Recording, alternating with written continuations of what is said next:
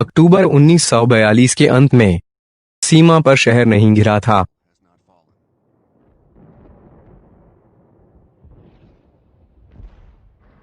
German सैनिक radio पर फ्यूहर सुन रहे थे। हमें स्टालिनग्रेड कब्जे में लेना था, यही कमांडर का ऑर्डर था। हमें उन्हें एक एक करके के कब्जे में लेना था, यह सिर्फ समय का एक आदेश सा था। हिटलर वहां जीत का प्रतिनिधित्व करने के लिए स्टालिनग्रेड पर आया था।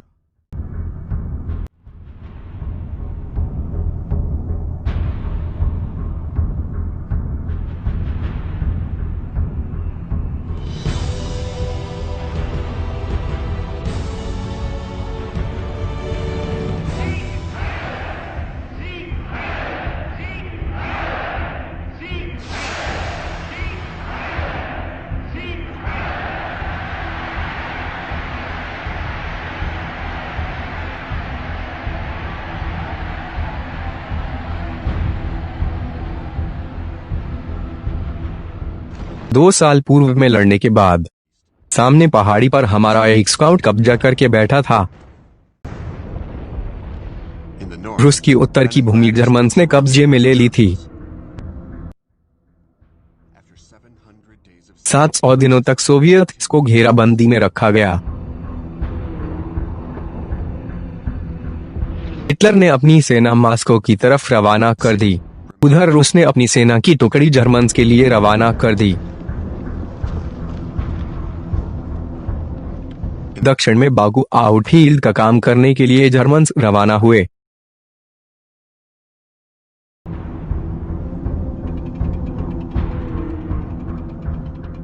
उधर स्टालिनग्रेड में रूसी सेना हार गई और वहां पर हिटलर की सप्ताह शुरू हो गई।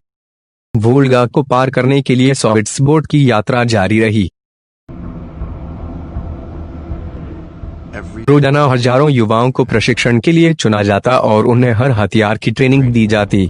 जिसका पूरा प्रशिक्षण हो जाता उसे युद्ध में भेज दिया जाता। कमांडर का हर ऑर्डर पूरा करने का उन्हें आदेश था।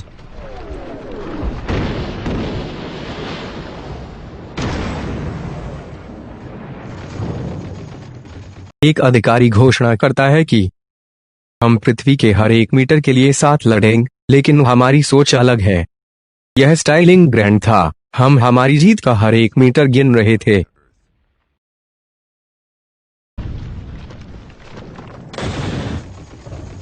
जर्मन्स अपने आप को आग की लपटों से बाहर निकालने की कोशिश कर रहे थे।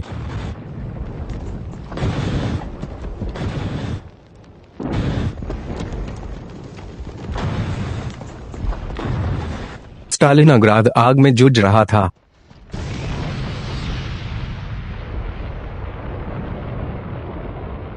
जर्मन 7 नवंबर को क्रांति की सालगिरह मना रहे थे। स्टालिन में पकड़े सैनिकों को शर्मिंदा करने के लिए जर्मन कमांडर उन्हें एक कतार में खड़ा कर रहे थे। जर्मन कमांडर घोषणा कर रहे थे कि कल सड़क पर जश्न मनाया जाएगा। जनरल झुकोव वह व्यक्ति था जिसने मॉस्को को बचाया था। उसके पास एक योजना थी कि स्टालिनग्रेड लेने के लिए हम दूसरे तरीके से लड़ाई करेंगे।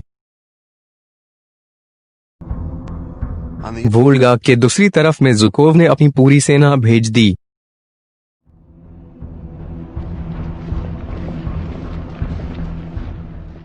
हर आदमी ने स्टालिन के लिए शपथ ली।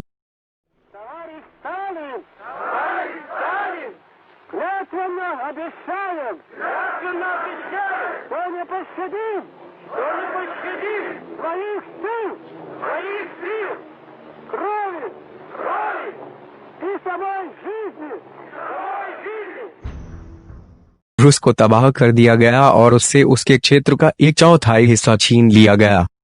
लेकिन पूरा सोवियत संघ मेहनत करता रहा और अपनी नई सेना को भारी मात्रा में हथियार उपलब्ध करवा दिए। कारखानों को रूस से हटा दिया गया था और एशियाई सीमा पर फिर से बनाया गया था और उनमें 24 घंटे काम किया जा रहा था। यह 1942 की सर्दियों का मौसम था, जिसमें कभी कभार काम करने वाली महिलाएं ठंड या भूख से बेहाल हो जाती थी।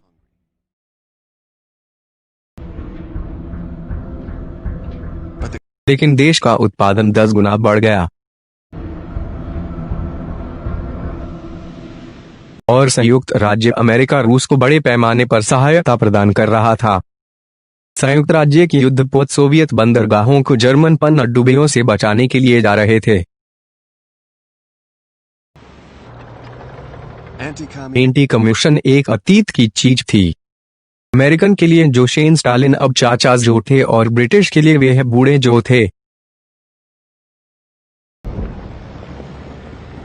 रूसियों को टैंक, विमानों और ट्रकों और मकई के दाने के डिब्बे का विशाल शिपमेंट प्राप्त हुआ।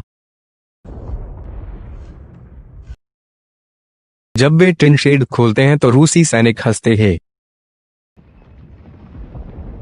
सभी रूसी सैनिक पश्चिम में लड़ने के लिए स्टालिन के आदेश देने का इंतजार कर रहे थे।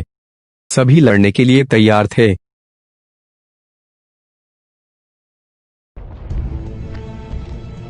मिस्र में ब्रिटिश जर्मनों द्वारा हार गए। रोमेल वो था जिसको हिटलर ने सिर्फ फील्ड मर्सी का प्रचार करने के लिए भेजा था, और उसकी टैंक सेना अफ्रीका कोर्पस सुएज नहर के लिए खतरनाक मानी जा रही थी, और उन्होंने अल्मिया नामक स्थान पर कब्जा कर लिया।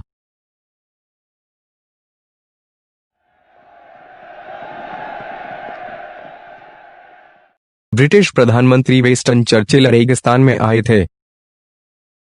युद्ध में ब्रिटिश सेना की स्थिति बहुत खराब थी। वो सोचते थे कि अच्छी सेहत का राज है स्मोक और ड्रग्स और ड्रिंक करना।